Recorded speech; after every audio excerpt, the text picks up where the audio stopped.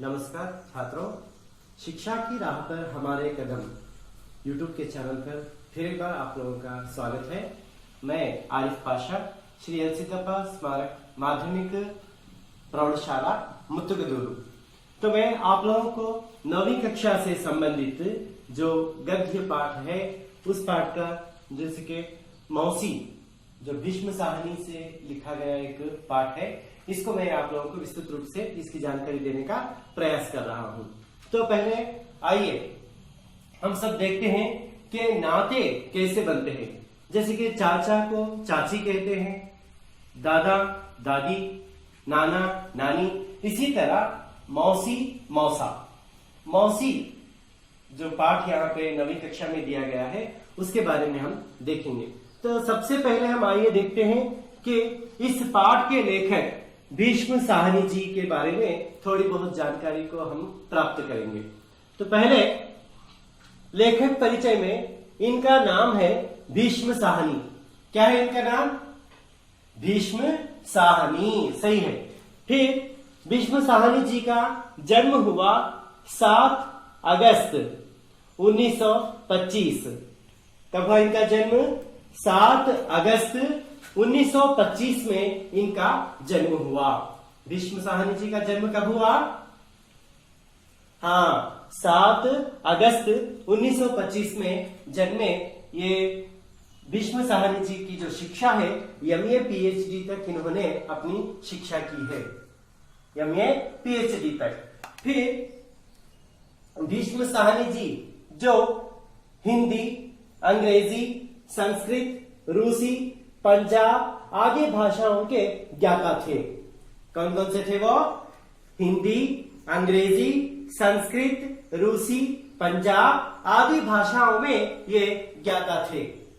ऐसे ज्ञाता महान व्यक्ति जो रचनाएं किए हैं, उनमें प्रमुख रचनाओं को मैं यहाँ पे बताने का आपको प्रयास कर रहा हूं, देखिएगा।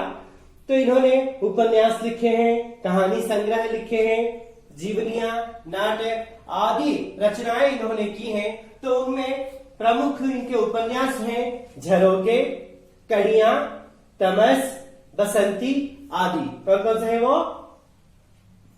झरोखे, कड़ियां, तमस, बसंती आदि इनकी प्रमुख उपन्यास हैं। और साथ ही साथ कहानी संग्रह में देखते हैं कि भाग्य रेखा, भटकती राख, वांचू, शोभा यात्रा।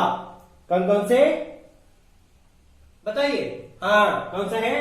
भाग्य रेखा, भटकती राख, वांचू, शोभा यात्रा, यह इनकी प्रमुख कहानी संग्रह है।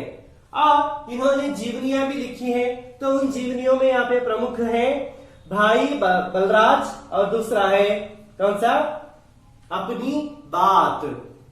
भाई बलराज, अपनी बात, यह इनकी प्रमुख जीवनियां हैं। और फिर नाटक भी लिखे हैं। उन नाटकों में पहला है कबीरा खड़ा बाजार में। पहला कौन सा है? कबीरा खड़ा बाजार में, माधवी मुआवजे। माधवी मुआवजे, ये इनके प्रमुख नाटक है। कौन कौन से हैं इनके नाटक? कबीरा खड़ा बाजार में, माधवी मुआवजे, ये इनके प्रमुख नाटक है। और इन्हें इतनी साहित्यिक देने वाले ये महान व्यक्ति जो है भीष्म साहनी जी, इनको बहुत सारे पुरस्कार भी यहाँ पे प्राप्त हुए हैं। उन पुरस्कारों में हम देखते हैं शिरोमणि पुरस्कार प्राप्त हुआ इनको, साहित्य अकादमी पुरस्कार से इनको सम्मानित किया गया है, और सोवियत लैंड नेहरू पुरस्कार। कौन सा है वो? सोवियत लैंड नेहरू पुरस्कार से भी इनको सम्मानित किया गया है। कौन कौन से हैं पुरस्कार के नाम बताइए? हाँ, कौन से हैं? शिरोमणि पुरस्कार, साहित्य अकादमी पुरस्कार, सोवियत लैंड पुरस्कार आदि पुरस्कारों से इन्हें सम्मानित किया गया है। तो हमने अब भीष्म साहनी जी का एक संक्षिप्त उनका परिचय हमने यहाँ पे पा लिया है ना छात्रों। तो फिर ये देखिएगा, भीष्म साहनी जी, इनको साहित्य के भीष्म भी कहा जाता है। क्या कहा जाता है इनको? साहित्य के भीष्म भी कहा जाता है, भीष्म साहनी साहब को। तो ये है उनका भाव चित्र, देख रहे हैं ना, दिखाई दे रहा है। हाँ, ये कौन है? ये भीष्म साहनी जी। कौन सा पाठ लिखा है इन्होंने? हाँ, कौन सा पाठ है वो? मौसी, मौसी पाठ लिखा है। और ऐसे महान व्यक्ति जो है भीष्म साहनी साहब का निधन हुआ है 11 जुलाई 2003 को। कब इनका निधन हुआ? हाँ, इनका निधन हुआ 11 जुलाई 2003 को इनकी मृत्यु हुई। तो पूर्ण जानकारी आपको मिल गई भीष्म साहनी जी के बारे में। हाँ, तो फिर अब हम देखते हैं कि इनके ये जो मौसी पाठ से संबंधित शब्दार्थ को हम यहाँ पे देखेंगे। तो पहले यहाँ देखिए, शब्दार्थ वो होते हैं जो पाठ में आए हुए नए शब्दों का परिचय कराया जाता है। कौन सा? नए शब्द जो होते हैं उनका परिचय करवाया जाता है। तो पहला है यहाँ पे मौसी। मौसी का अर्थ है माता की बहन। किसकी बहन है ये? माता की बहन। माता की बहन को मौसी कहा जाता है। वैसे ही उम्र का अर्थ है यहाँ पे वय या आयु। क्या है? वय या आयु। तीसरा शब्द है साथ देना। साथ देना का अर्थ क्या है? सहायता करना। साथ देना, इसका अर्थ क्या हो गया? सहायता करना। फिर चौथा है यहाँ पे फाटक। फाटक का अर्थ है यहाँ पे मुख्य द्वार। जैसे नगरों का भी होता है ना, मुख्य द्वार जो होता है उसको फाटक कहते हैं हिंदी में। फिर कंधा का अर्थ है यहाँ पे भुजा। कंधा का अर्थ क्या है? भुजा। हाँ, फिर छठा है यहाँ पे मोहल्ला। मोहल्ले का अर्थ है शहर या कस्बे का एक भाग। शहर या कस्बे का एक भाग जो होता है उसको हम मोहल्ला कहते हैं। क्या कहते हैं?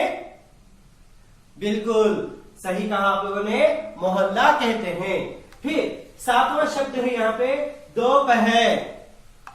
क्या है वो? दोपहर। दोपहर का अर्थ है मध्याह्न। दोपहर का अर्थ क्या है? मध्याह्न। फिर आठवां जो शब्द है ढलना। ढलना शब्द का अर्थ हो गया बीतना। ढलना शब्द का अर्थ क्या है? बीतना। वैसे ही नीम का पेड़। नीम का पेड़, जैसे कि हम इसको कन्नड़ में कहते हैं बेविना मरा। समझ गए ना? हाँ, तो नीम का पेड़ जो है इसका अर्थ क्या है? बेविना मरा। घेरना, 10वां शब्द कौन सा है? घेरना। घेरना का अर्थ है सुत्तुवरियुदु। क्या है? सुत्तुवरियुदु का अर्थ हो गया घेरना। फिर 11वां शब्द है यहाँ पे तले। तले का अर्थ है नीचे। ऐसा नहीं समझना है कि जैसे कि कन्नड़ में तले बोलते हैं, वो नहीं है। यहाँ तले का अर्थ है नीचे। हिंदी में क्या बोलते हैं उसको? नीचे कहते हैं। और जो 12वां शब्द है चुटकुला। चुटकुले का अर्थ है लतीफा। चुटकुले का अर्थ क्या है? लतीफा। फिर 13वां शब्द है यहाँ पे पहेलियां। पहेलियों को कन्नड़ में कहा जाता है क्या? वगटुगड़ू। क्या कहेंगे? वगटुगड़ू। फिर मूंगफली। मूंगफली का अर्थ है, जैसे कि कुछ जगह पे इसको कडले बीजा भी बोलते हैं, शेंगा भी कहते हैं। तो दोनों अर्थ हैं। कन्नड़ में कुछ जगह पे कडले बीजा बोलते हैं और कुछ जगह में क्या कहेंगे उसको? शेंगा या शेंगा बीजा कहते हैं। तो उसको हिंदी में क्या कहा जाएगा? मूंगफली। मूंगफली कहते हैं। आप देखते हैं यहाँ पे जो 15वां शब्द है क्या है वो? मालूम। मालूम का अर्थ क्या है? जानकारी। मालूम का अर्थ क्या है? जानकारी। तो ये शब्द आप लोगों ने देखा यहाँ पे। हाँ, मालूम का अर्थ क्या हो गया? जानकारी। अब देखते हैं जो 16वां शब्द क्या है यहाँ पे? दिन बीतना। दिन बीतना इस शब्द का अर्थ है दिन कटना या दिन गुजरना। दिन कटना या दिन गुजरना होता है दिन बीतने का अर्थ। अब यहाँ पे 17वां जो शब्द है सूना। सूना का अर्थ है यहाँ पे खाली। सूना का अर्थ क्या है? हाँ बिल्कुल सही, खाली। फिर वैसे ही 18वां शब्द है खोजना। खोजना शब्द का अर्थ हो गया ढूंढना। खोजना शब्द का अर्थ क्या है? ढूंढना। वैसे ही जो 19वां शब्द है मकान। मकान का अर्थ है यहाँ पे घर या गृह भी कहते हैं, घर या गृह। और 20वां शब्द है यहाँ पे ठेका। ठेका शब्द का अर्थ है ठहरने की जगह। ठहरने की जगह को ठेका कहते हैं। और फिर जो 21वां शब्द है यहाँ पे, 21वां शब्द क्या है? ठिठक कर। ठिठक कर शब्द का अर्थ है सहसा रुक जाना, थोड़ा सा रुक जाना, अर्थ इसका होता है। फिर 22वां शब्द है पुल। 22वां शब्द क्या है? पुल। पुल का अर्थ है यहाँ पे सेतु। पुल का अर्थ क्या है? सेतु। और 23वां शब्द है हाँ आंखें भर आना। क्या है वो? आंखें भर आना। क्या है? आंखें भर आना। इस शब्द का अर्थ हो गया दुखी होना। क्या है इस शब्द का अर्थ? दुखी होना। फिर यहाँ पे 24वां शब्द है बीमार। बीमार को कहेंगे रोगी। बीमार को क्या कहेंगे? रोगी कहा जाता है। और 25वां शब्द है यहाँ पे तबीयत। 25वां शब्द कौन सा? हाँ तबीयत, सही है। तबीयत इसका अर्थ है स्वास्थ्य। तबीयत का अर्थ क्या हो गया? स्वास्थ्य। और देखते हैं यहाँ पे 26वां शब्द है खाट। खाट का अर्थ है चारपाई। कितने पाई है? 4 जो पैर होते हैं, है ना, 4 पैर जो होते हैं उसे चारपाई कहा जाता है। और जैसे कि यहाँ पे 27वां शब्द है दरी। 27वां शब्द क्या है? दरी। दरी का अर्थ है बिछावन। क्या है? बिछावन। और 28वां शब्द है तकिया। तकिया का अर्थ जैसे कि हम कन्नड़ में बोलते हैं तलेदिंबू। क्या कहेंगे उसको? हाँ सही है, तलेदिंबू कहते हैं। फिर यहां पे 29वां शब्द है थाली। 29वां शब्द क्या है? थाली। थाली को कन्नड़ में क्या कहेंगे हम? तट्टे। तट्टे कहते हैं। और 30वां शब्द है कटोरा। 30वां शब्द क्या है? कटोरा। कटोरा को कहेंगे प्याला। यह इसका पर्यायवाची शब्द है प्याला। और 31वां शब्द है यहाँ पे विनती। विनती यानी कि प्रार्थना। विनती भी कहते हैं, विनती भी कहते हैं। और इसका पर्यायवाची शब्द क्या है? हाँ बताइए। प्रार्थना। और 32वां शब्द है कोठरी। 32वां शब्द क्या है? कोठरी। कोठरी को कहा जाएगा छोटा कमरा। जो छोटा सा कमरा होता है, बड़े बड़े कमरे भी होते हैं, और हम देखते हैं कि छोटा जो कमरा होता है उसको हम कोठरी कहते हैं। और वैसे ही 33वां शब्द है यहाँ पे चक्कर काटना। क्या है? 33 का शब्द जो है चक्कर काटना। चक्कर काटने का अर्थ हो गया घूमना। घूमना है। तो छात्रों, हम लोगों ने मौसी पाठ में जितने भी नए शब्द यहाँ पे हमें बताए गए थे उन शब्दों का अर्थ हमने यहाँ पे जान लिया। हाँ छात्रों, तो फिर अब हम मौसी जो पाठ है उसको देखेंगे। तो आपने यहाँ पे क्या कर लिया है? लेखक का परिचय जान लिया, शब्दार्थों को भी जान लिया है। अब देखते हैं कि मौसी पाठ में क्या विषय यहाँ पे हम लोगों को दिया गया है। देखिएगा, उस औरत को सभी मौसी कहकर पुकारते थे, बच्चे भी और बड़ी उम्र के लोग भी। मौसी सबको माँ के जैसे प्यारी बनी थी। सबके सुख दुख के समय के साथ देती थी। समय में वो साथ देती थी। बच्चों के लिए तो वह सेवा की मूर्ति बनी थी। तो यहाँ पे देखिएगा मौसी के बारे में यहाँ पे बताएगा। उस औरत को, एक औरत थी यहाँ पे इस गांव में, तो उस औरत को सब लोग किस नाम से पुकारते थे? मौसी मौसी कहकर उसको पुकारा करते थे।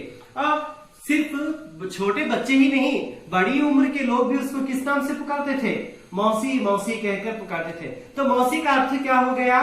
मौसी उसको कहते हैं जो माँ की बहन होती है, माता की जो बहन होती है उसको मौसी कहते हैं। और फिर ये मौसी क्या काम करती थी? यहाँ पे सबकी प्यारी थी, है ना। गांव में जितने छोटे थे बड़े थे सबको प्यारी थी, और सबके घर में ये क्या करती थी? उनका जो सुख दुख जो होता है उनके इसमें वो हिस्सा लेती थी, जाना पूछना ऐसा किया करती थी। और फिर देखिएगा बच्चों के लिए तो ये सेवा की मूर्ति थी, बच्चे इसे बहुत प्यार करते थे और बच्चों से भी ये बहुत प्यार करती थी। और प्रतिदिन हर दिन दोपहर क्या करती थी? ये दोपहर होते होते मौसी क्या करती? स्कूल के पाठक पर पहुंच जाती थी। कहाँ पहुंच जाती थी वो? स्कूल की पाठक जो होती है वहां पे पहुंच जाती थी। पहुंच जाने का जब वो पहुंच जाती थी वहां पे, जाते ही बच्चे क्या करते? उसके जब स्कूल की घंटी बजती थी, छुट्टी हो जाती थी, तो पूरे बच्चे दौड़े दौड़े भागे आते अपने जो बस्ते होते थे। बस्ता किसको बोलते हैं? जैसे कि हम अंग्रेजी में बैग बोलते हैं, है ना। वो बस्ते लेकर आते थे और सभी बच्चे भागते हुए आकर मौसी के कंधे पे अपने अपने बस्ते लेकर रख देते थे। तो मैं इसके लिए आपको एक चित्र यहाँ पे दिखाता हूँ, देखिएगा। हाँ देखिएगा, है ना। अब यहाँ पे मौसी पाठक पर आकर पहुंच गई है ना।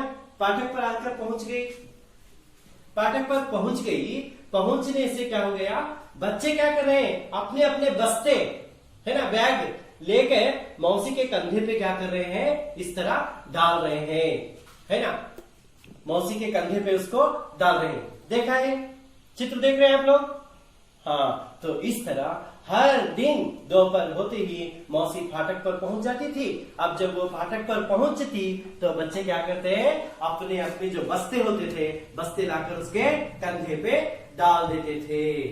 फिर इसके बाद दोपहर ढलने पर मौसी नीम के पेड़ के तले बैठ जाती, जाकर नीम के पेड़ के तले। मैंने कहा आपको तले का अर्थ क्या कहा था? नीचे। उनके स्कूल के पास एक नीम का पेड़ था, या गांव के बाहर एक नीम का पेड़ था। उस नीम के पेड़ जाकर ये जाकर वहां पे बैठ जाती थी। कौन? मौसी। दोपहर ढलने पर, यानी कि शाम होते होते, है ना, सांझ जब होती थी उस समय वो जाकर नीम के पेड़ के तले बैठ जाती थी, जहां सभी बच्चे जाते उसको घेर कर बैठ जाते। जब वो बैठती उसके आसपास पूरे बच्चे जाकर वहां पे बैठ जाते थे। जब बच्चे बैठते तो बच्चों को क्या अच्छा लगता? मौसी के साथ खेलना, है ना। और मौसी की कहानियां, मौसी जो कहानियां सुनाती थी, चुटकुले सुनाती थी, वो बच्चों को बहुत पसंद आते थे। इसलिए मौसी जब वहां पे शाम में कहाँ जाकर बैठी थी? नीम के पेड़ के तले जहां बैठती थी ना, तो बच्चे क्या करते हैं? स्कूल की छुट्टी होते ही पूरे जाते और उसको घेरे हुए बैठ जाते और उससे कहानियां और उससे खेलना और चुटकुले ये सब उनको पसंद आते थे, वो सुना करते थे। फिर देखिए मौसी कौन सी कहानियां, जैसे कि हमारे नाना नानी दादा दादी जैसे हमें कहानियां सुनाते हैं, वैसे ही मौसी क्या करती थी? तोता तोती की कहानी, काठ के घोड़े की कहानी और यहाँ पे वीरोचित कहानियां बच्चों को सुनाया करती थी। कौन कौन सी कहानियां सुनाती थी वो? तोता तोती की कहानी, काठ के घोड़े की कहानी, और कौन से? वीरोचित कहानियां, ऐतिहासिक कहानियां। ऐसी कहानियां मौसी क्या करती? बच्चों को सुनाया करती थी।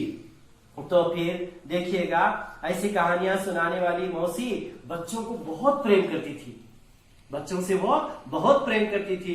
प्रेम करने के साथ साथ बच्चों को क्या करती थी?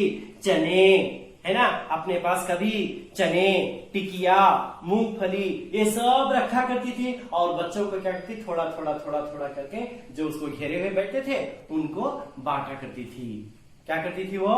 क्या क्या बांटती थी बच्चों को? चने बांटती थी, है ना, टिकिया, मूंगफली ये सब बच्चों को थोड़ा थोड़ा करके उनको दिया करती थी मौसी। फिर देखिएगा क्या हो गया। एक दिन ऐसा हुआ कि स्कूल की छुट्टी हो गई, स्कूल की घंटी बजी, छुट्टी हो गई।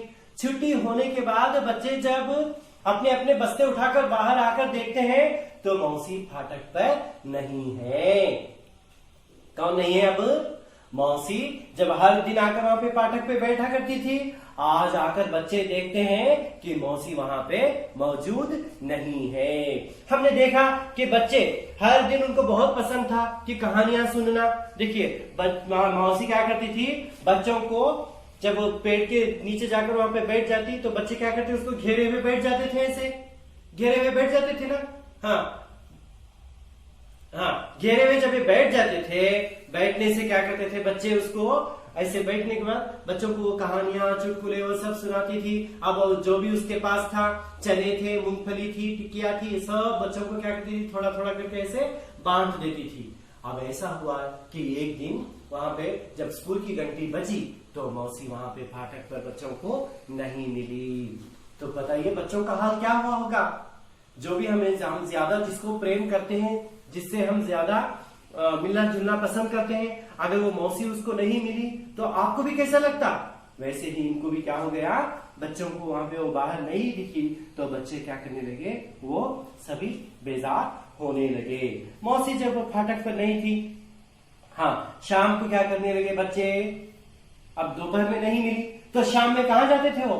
नीम के पेड़ के तले जहां मौसी जाकर बैठती थी वहां पे गए। वहां जाकर देखते हैं नीम के पेड़ के नीचे भी मौसी नहीं है।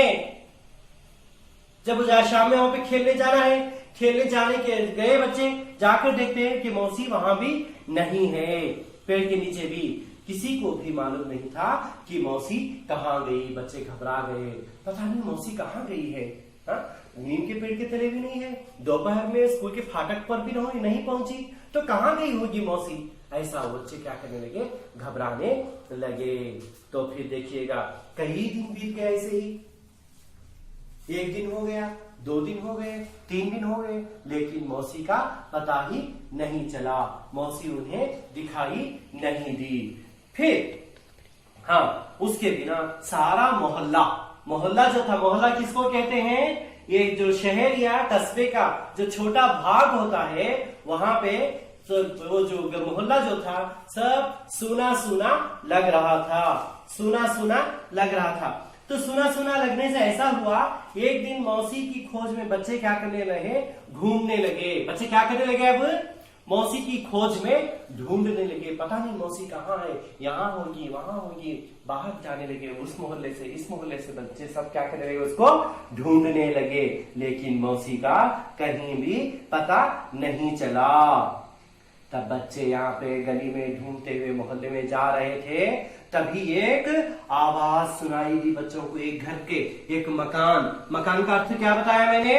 घर। एक मकान से बड़ी आवाज सुनाई दी, चिल्लाने की आवाज सुनाई दे रही है। हाँ, तो क्या है वो आवाज, देखिएगा। हाँ, वो आवाज थी, हमने ठेका तो नहीं ले रखा है मौसी, हमने ठेका तो नहीं ले रखा है मौसी।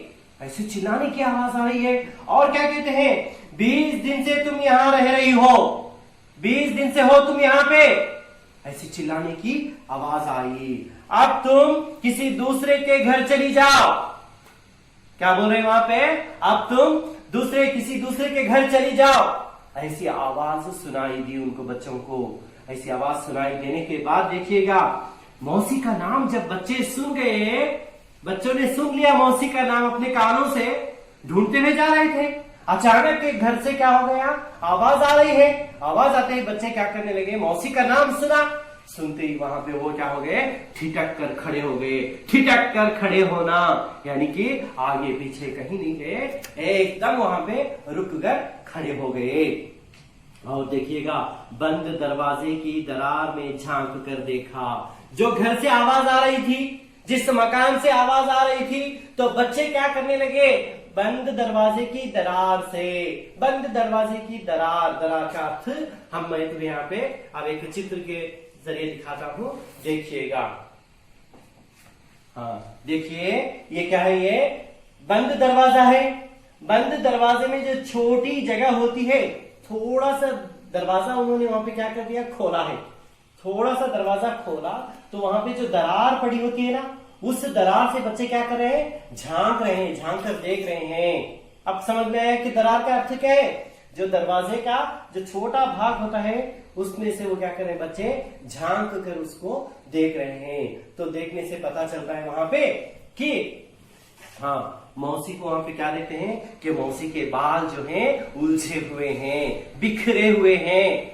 किसके बाल बिखरे हुए हैं, हाँ, मौसी के बाल जो थे वो क्या हो गए, बिखरे हुए हैं। और देखते हैं कि चेहरा उसका सूखा हुआ है। ऐसा लग रहा है कि कितने दिनों से वो बीमार है, कितने दिनों से खाना नहीं खाई है, ऐसे उसका चेहरा दिख रहा था। फिर मौसी को ऐसी स्थिति में देखकर बच्चों को कैसा लगा होगा, बताइए कैसा। हाँ, बच्चों को क्या लगा, बहुत बुरा लगा, उनको बहुत ही दुख हो रहा था, है ना। दुख भी हुआ और साथ ही साथ बच्चों को क्या हो रहा है, गुस्सा भी आ रहा है ना। दुख भी हो रहा है, साथ में गुस्सा भी आ रहा है कि हमारी मौसी की हालात क्यों ऐसी है, उसकी हालात ऐसी क्यों है, बच्चों को ऐसा लग रहा है। फिर देखिएगा दूसरे दिन जो है ना, बच्चे हॉकी का मैच खेलने के लिए मैदान जा रहे थे। कौन सा मैच खेलने के लिए जा रहे थे, हॉकी का मैच खेलने के लिए वो कहां जा रहे हैं, हाँ, मैदान में जा रहे थे। तो मैदान में जाकर उन्होंने हॉकी का मैच खेला। खेलने के बाद फिर वहां से क्या करे, वो लौटकर वापिस आ रहे थे। वापिस आते समय तो उन्होंने देखा कि रास्ते के पास जो एक पुल था, रास्ते के पास क्या है, एक पुल पड़ता है। वहां पे पुल का अर्थ क्या बताया मैंने, बांध जो होता है, जिसके हम ब्रिज बोलते हैं, है ना। तो एक बांध वहां पे है। अब उस बांध के पास देखते हैं कि एक छोटी सी गठरी को जैसे कि हम कन्नड़ में बोलते हैं गंटू, बट्टे जो गंटू बोलते हैं ना, ऐसे एक छोटी सी गठरी, और साथ में क्या पकड़ा है उसने, एक लाठी भी है। लाठी होती है ना, हाँ, जो बूढ़े लोग लाठी पकड़ के ऐसे टेक के जाते हैं, ऐसे जाते हैं ना, तो एक लाठी भी है इसके पास। एक लाठी लेकर और एक छोटी सी गठरी पकड़े हुए मौसी क्या कर रही है, वहां पे बैठी है ना। तो बैठी थी, मौसी को देखकर सब उसे घेर कर प्रश्न पूछने लगे, जैसे कहानी सुनने के लिए उसको घेरे हुए बैठे थे बच्चे। तो गठरी देखी, गठरी देखते ही क्या करने लगे बच्चे, वहां पे वो जो पुल था उस पुल के पास देखिएगा, हाँ, ये देखिए, है ना, एक गठरी है और यहाँ पे एक लाठी है। गठरी और लाठी लेकर मौसी क्या कर रही है, वहां पे पुल के पास बैठी है। बच्चे क्या करने लगे, अब उसको घेरे हुए उसको एक करके प्रश्न पूछने लगे। बच्चे किससे प्रश्न पूछ रहे हैं, हाँ, मौसी से वो क्या कर रहे हैं, प्रश्न पूछ रहे हैं। हाँ, तो फिर हम आगे देखते हैं कि मौसी बच्चों को क्या कहती हैं, देखिएगा। हाँ, तो प्रश्न पूछते समय बच्चे एक करके बच्चे मौसी को क्या करें, अब प्रश्न पूछ रहे हैं। तो देखिएगा, तो इतने दिन कहां थी मौसी, क्या करें बच्चे, क्या प्रश्न पूछ रहे हैं, हाँ, मौसी तुम इतने दिन कहां थी, इतने दिन कहां थी मौसी, हाँ, यहां क्यों बैठी हो। अब जब वो यहाँ पे बैठी है ना, कहां पे, पुल के पास जब बैठी है, तो बच्चे पूछ रहे हैं, मौसी इतने दिन तुम कहां थी, अब यहां क्यों बैठी हो, ऐसे पूछा। पूछने में, मैं यहां से जा रही हूं बेटा। देखिए मौसी बोल रही है, मैं यहां से जा रही हूं बेटा, मीन्स इस मोहल्ले से या इस गांव से मैं जा रही हूं बेटा, ऐसी मौसी बोल रही है। बोलने के बाद कहते हुए मौसी की आंखों में आंसू आ जाते हैं। मौसी क्या कर रही है, अब रोने लगी, दुखी होकर मौसी रो रही है, मैं यहां से जा रही हूं बेटा, ऐसा बताया।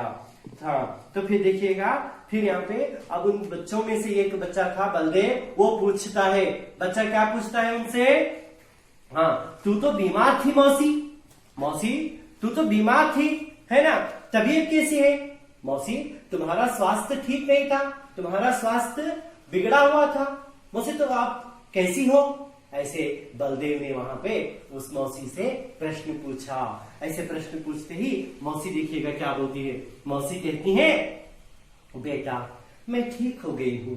क्या बोल रही हो बेटा, मैं ठीक हो गई हूँ, है ना। अब बताती है हाँ अपने गांव जा रही हूँ बेटा, अब मैं ठीक हो गई हूँ। मैं कहाँ जा रही हूँ, अपने गांव जा रही हूँ बेटा, ऐसे उसने वहां पे बता दिया। हाँ, हम तुझे कहीं जाने नहीं देंगे मौसी। देखिएगा हाँ, सब बच्चे जो वहां पे उसको घेरे हुए थे सब मिलकर बोलने लगे हम तुझे कहीं जाने नहीं देंगे मौसी, हम तुम्हें कहीं जाने नहीं देंगे मौसी, तुम्हें यहीं पे रहना है। ऐसे बच्चे उसको क्या कर रहे हैं, वो जाने से रोक रहे हैं, उसको मना रहे हैं। मौसी की आंखों में आंसू छलक उठे।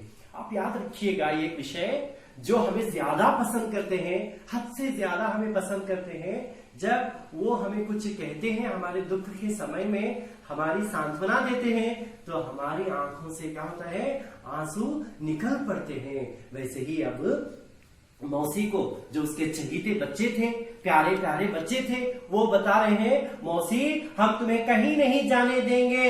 ऐसा कहते ही मौसी की आंखों से आंसू क्या हो रहे हैं, छलक उठते हैं, उसकी आंखों से आंसू निकल पड़ते हैं। फिर देखिएगा अब बच्चे क्या कर रहे हैं, चार पूरे जो बच्चे वहां पे घेरे हुए थे वो सारे बच्चे क्या करने लगे, एक वहां पे रास्ते के उस पार एक दुकान था, उस दुकान के पास गए। दुकान के पास जाने से देखते वहां पे एक खाट बिछी हुई है। खाट किसको कहते हैं, जो चार पहिया बोलते हैं, जैसे कि आज आमतौर पर हम दीवान खाट बोलते हैं, है ना, दीवान खाट बोलते हैं ना। तो ऐसा एक खाट वहां पे बिछा हुआ था, यानी कि एक खाट वहां पे रखा हुआ था। बच्चों ने उस खाट को देखा, दो तीन लड़के भाग कर खाट उठा ले आए। जो घेरे हुए थे मौसी को, दो तीन लड़के क्या करने लगे, भाग कर गए सड़क के उस पार, जाकर उस खाट को उठा ले आए।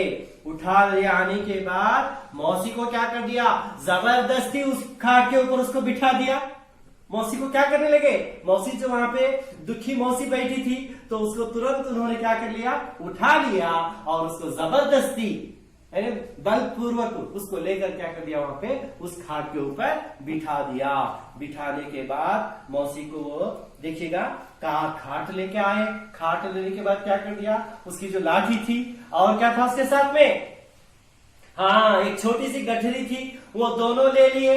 दोनों लेके जबरदस्ती वहां से खाट ले आए। सड़क के उस पार जो दुकान था वहां से खाट लाए और खाट के ऊपर जबरदस्ती मौसी को बिठा दिया, है ना। आप बिठाकर देखिए क्या करते हैं, हाँ ये देखिए, है ना, ये चारपाई है।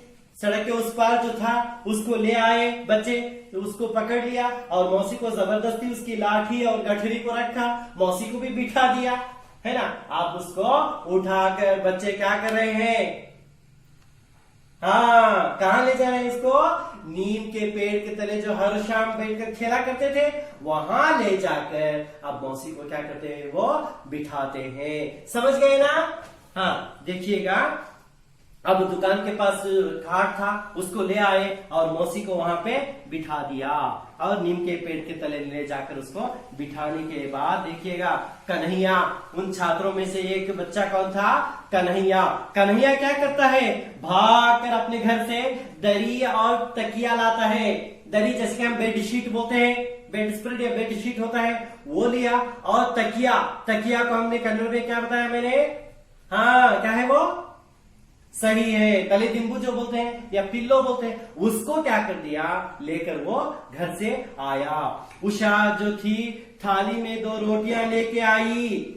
उषा क्या किया, उषा थाली में 2 रोटियां, थाली जैसे कि हम प्लेट बोलते हैं, है ना, प्लेट में 2 रोटियां लेकर वो आई। और योगराज जो था वो एक कटोरे में, कटोरा जैसे कि हम बोलते हैं अंग्रेजी में बाउल बोलते हैं ना, एक कटोरे में दूध लेके आया।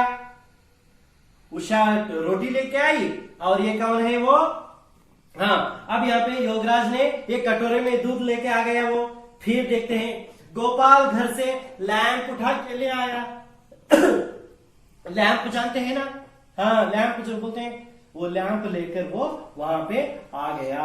आने के बाद देखते हैं अब और एक बच्ची है वहां पे, कौन है, मुन्नी। मुन्नी अब खाना खाने के बाद पीने के लिए पानी चाहिए, है ना। मुन्नी क्या करती है, अपने घर से पानी लेकर आती है। और इतने छात्रों में से एक जो बच्चा था, कौन है वो, पहले जो बात किया था ना, मौसी को फर्स्ट पहला जो प्रश्न पूछा था, कौन है वो, बलदेव, है ना। उसके पिता डॉक्टर थे।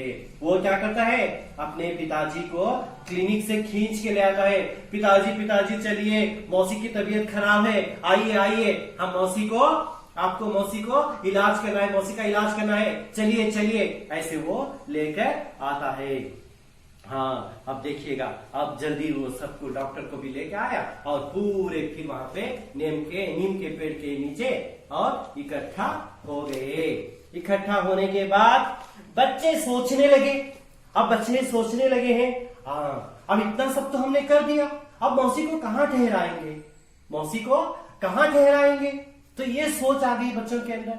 अब सोचते हैं कि ये सब मिलकर क्या करते हैं, बच्ची को बारी बारी बनाते हैं कि 4 दिन मैं रखूंगा, 4 दिन आप रखोगे और 4 दिन आप रखोगे। ऐसे उन्होंने अपने अंदर बारी बना ली। बारी बनाने के बाद क्या करते हैं, सब बच्चे मिलकर कहाँ गए, अपने जो स्कूल के हेड मास्टर थे, हेड मास्टर के पास गए। हेड मास्टर के पास जाकर उन्होंने उनसे विनती की, प्रार्थना की, गुरुजी, प्रधानाध्यापक जी, ऐसे पूछ रहे हैं, हेडमास्टर जी पूछ रहे क्या, हाँ देखिए हमारे मौसी को रहने के लिए जगह नहीं है, आप थोड़ी सी जगह करके दे दीजिएगा कहीं उनका, और यहाँ पे काम पे रख लीजिएगा, ऐसे बोलते हैं। तो हेडमास्टर क्या करते हैं, उसको रहने के लिए एक छोटी जो वहां पे कोठरी थी, उस कोठरी में रहने का भी उसको प्रबंध कर दिया और उसको काम भी वहां पे दे दिया। और बच्चे सब वहां पे क्या होने लगे, खुश होने लगे। और मौसी जो है यहाँ पे उन बच्चों के साथ बहुत खुशी से खुश रहती थी। ये सब यहाँ पे हमने देखा। और देखते हैं हर दिन जैसे कि स्कूल, दोपहर में स्कूल के फाटक पर पहुंच जाती थी, वहां आकर क्या करती थी, वो बच्चों को पानी पिलाना और बस्ते अपने कंधे पे रखना, ये सब काम भी करती थी। उसके साथ साथ शाम में नीम के पेड़ के तले नीचे जाते थे, पेड़ के तले, नीम के पेड़ के तले मीन्स नीम के पेड़ के नीचे जाते, कहानियां चुटकुले सुनते और वो जो भी लाती थी, टिकिया, मूंगफली, वो सब खाया करते थे। ये हर दिन अब फिर से होने लगा। फिर उसके बाद इतना सब होने के बाद अब मोहल्ला जो सुना था, अब मौसी आ गई वहां पे।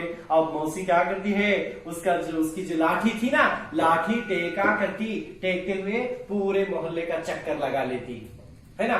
दिन भर मोहल्ले का चक्कर लगा लेती। चक्कर लगा लेने के बाद क्या करती थी, शाम में सब घर में पूछती उनका जो हाल चाल है, हाँ उनका जैसे हम कन्नड़ में होते हैं कुशल क्षेम जो है, ऐसे पूछते पूछते आ जाती।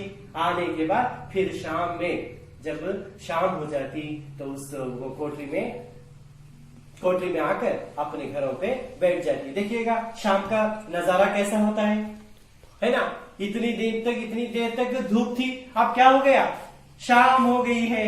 ऐसा शाम होते ही क्या करती है मौसी, हाँ अब जाकर वो वहां पे स्कूल के पास जो उसको कोठरी दी गई थी, उस कोठरी में बैठ जाती है। शाम हो गई, शाम का नजारा भी आप देख लिए है ना। हाँ तो फिर इस तरीके से मौसी अब क्या करे, हर दिन वहां पे खुशी से अपना जीवन बिताने लगी और आज भी वो अपना जीवन वहां पे बिता रही है। तो कितनी बढ़िया कहानी है ये, है ना। कहानी तो बहुत बढ़िया है। इतना सब हमने देखा। अब भीष्म साहनी जी की रचना, उनका परिचय, शब्दार्थ देखा और क्या देखा हमने, मौसी पाठ का पूरा विवरण हमने अपने यहाँ पे जान लिया। पूरा पाठ हो गया है ना, पूरी कहानी के रूप में मैंने आपको पाठ यहाँ पे सुनाया। तो इस पाठ से हमें सीख क्या मिलती है वो देखना है ना। इस पाठ से हमें क्या सीख मिलती है देखिएगा, ये जानना बहुत जरूरी है। इस पाठ से हमें क्या सीख मिलती है, हाँ बताइए क्या सीख मिलती है। हाँ क्या मिलती है हमें इसमें सीख, हमें यहाँ पे सेवा मनोभाव, सही कहा तुमने, क्या है वो, सेवा मनोभाव। देखिएगा सेवा मनोभाव, हाँ सेवा मनोभाव का ये एक गुण हमें इस कहानी से प्राप्त हो गया। अब सब ऐसे रहेंगे ना इसके बाद। हाँ फिर यहाँ पे इस कहानी से हमें और कुछ गुण यहाँ पे मिलते हैं, जैसे कि परोपकार,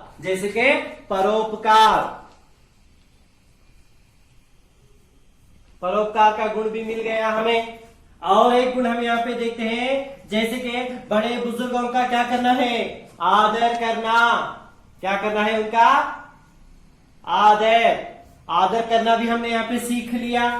और इन सब के साथ हम क्या कहते हैं, असहायक जो होते हैं, जो दुर्बल होते हैं, उनकी सहायता करना, उनकी मदद करना, जो कि जैसे कि इनकी मदद करने का गुण भी हम यहाँ पे सीखे। तो इस पाठ से हमें ये सीख मिलती है। तो छात्रों, मैं समझता हूं कि आप लोगों को जो मौसी का जो पाठ है ये बहुत बढ़िया आप लोगों को समझ में आया होगा। और साथ ही साथ हमारे YouTube के चैनल का नाम है शिक्षा की राह पर हमारे कदम। हमारे कदम शिक्षा की राह पर, है ना। हमारे कदम कहाँ बढ़ेंगे, शिक्षा की राह पर हमारे कदम बढ़ते जाएंगे। तो मैं समझता हूँ कि आप लोगों को ये पाठ बहुत ही पसंद आया होगा। तो इस चैनल को आप सब्सक्राइब कीजिए और इसको लाइक कीजिए, जितना हो सके आप इसको शेयर करने का प्रयास कीजिएगा। धन्यवाद।